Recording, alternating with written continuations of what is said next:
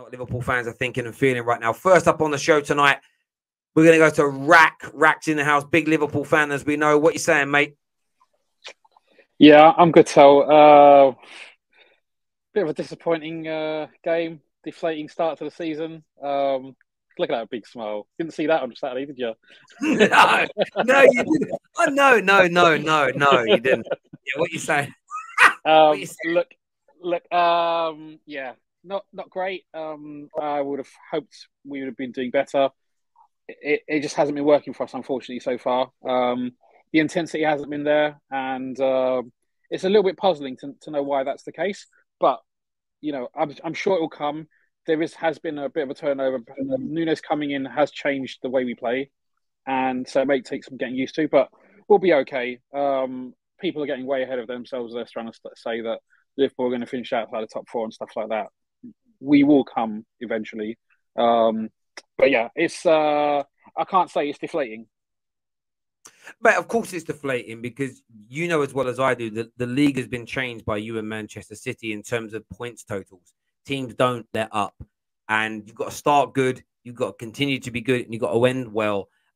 Because that's the precedent that Pep Guardiola has set. And you know as well as I do, there's a 4-point gap already. And although City could lose next weekend and you win and it's 1 point, you're going to still lose more games or lose more points this year. There's already a 4-point gap. And, you'd have loved to have been where Arsenal are right now or Spurs or Chelsea, those sort of three to 4, 6 points and be there or thereabouts. But, you do something crazy and lose to Man United on Monday, you could suddenly find yourselves 7+ points. Do you get what I mean? And then suddenly that gap's starting to open up. I don't think you will, but there's always that added bit of pressure now, especially because you play last, especially if City win, Chelsea win, Spurs win, Arsenal win this coming weekend. Suddenly the pressure to win is very different for you. It's a very real possibility. I'm not going to deny that. Historically, City have been the ones that start a little bit on the slow side, and we've been good starters in recent years.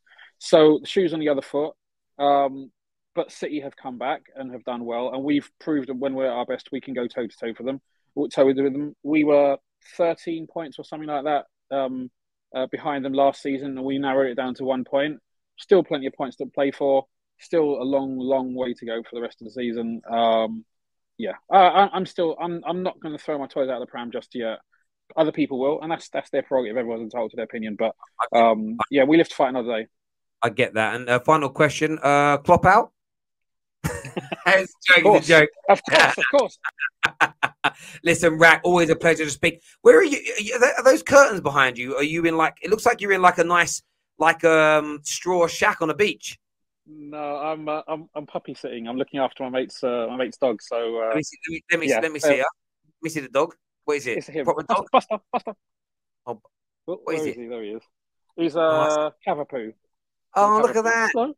Man's puppy sitting. Man's middle class when he's puppy sitting, Listen, Rack, you take care, mate, and we'll chat soon. Care, top man. Tom's is a Liverpool fan. What are you saying, mate? Thanks, Tel. Big up yourself, Tel. I've just come from the game, sitting in the cop, and let me tell you, from about 10-20 minutes in, we just had that feeling it wouldn't be our night. When we're creating a plethora of chances and they're just not going in, you get that feeling as a fan. You hate admitting it to yourself, but you're like, we might not get the result we need here. To show resilience, to go 10 men down and to go to 10 men show resilience to get back into the game. Luis Diaz was superb. And Nunes, on the other hand, he needs to at least be putting 1 out of 3 of them away, at least.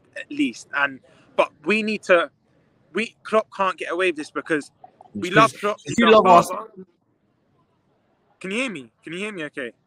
Yeah, I can hear you. Yeah. We love Klopp, he's our father, but this is on him today because the fact Gomez didn't start over Nat Phillips, and we've just awarded him a new contract. So for me, I'm thinking you shown full confidence into Gomez. He should now be starting. But the fact you put Nat Phillips, that's barely played a game in pre-season, in for Gomez, it just didn't make sense. And now that makes me think, did we just tie him down to a new contract to protect his resale value? Because how he didn't start tonight is beyond me. Again, Milner also, he's been excellent pre-season. You can't stand him in that sense, but I think Naby should have picked him in the starting 11 as well. I don't think Milner necessarily should have started this game. But it's just so frustrating, that to get 2 points off of a possible 6, and now to add even more pressure when we come to Old Trafford next Monday, it's just not really a position you want to be in. But it's frustrating that. Mate, listen, I totally get it's a frustrating night, and I think that like so many people will understand where you're coming from and they'll feel it, especially being at the game as well. And listen, I was watching it and I was kind of sitting there like, oh, this could be one of those games where they huff and they puff and they just can't blow the door down. I didn't want to. I didn't want to tweet it because I didn't want to like jinx it. Even when you guys were losing, I was like, I'm not even tweeting anything. I don't want to put any kind of jinx on it at all. Because of course, as a United fan, I don't really want Liverpool winning, but there just isn't that click up front. 2 games running where you've been the better team, you've created those openings, but you just haven't been able to put that ball in the back of the net like you would like to or you normally would, and that's got to improve. In terms of more players now, like one of the players you were linked with, Nunez, looks like he's going to Wolves. You know, there are other midfielders available. Like, do you feel like more players need to be purchased before the end of the window? 100%. But even before a ball had been kicked before the Fulham game, I felt we already needed 1 midfielder, possibly now even 2. And I know some people are saying we might need a forward. I'm not. Sorry, can you? Yeah, I can hear you, bro. Yeah, I can hear you, bro. It's a bit. I'm not really too sold on the forward thing, but I think we need about 2 midfielders now because it's a very injury-prone midfield. We don't really have that combative midfielder. Fabinho, by the way, was excellent. I need to give him his I think Fabinho was excellent. He did what he normally does. His intelligence, he was sweeping up play. But to answer your question, I feel like we need another 2 midfielders now. Honestly, that there's no real penetration. And one thing, this is to the Liverpool fan as well. Forget Mane now. He's gone. Stop saying we miss Mane. He's gone. He's a Bayern Munich player. There's nothing we can do about him. We wish him the best, but we are lacking that penetration as well. But I feel like we need about 2 8s now. Honestly. Mate, I hear where you're coming from. I do. Rom's always a pleasure to talk, young man. I know you've got a long journey home. You got a long journey home tonight, and we'll chat to you again soon, bro. All the best there outside of Anfield.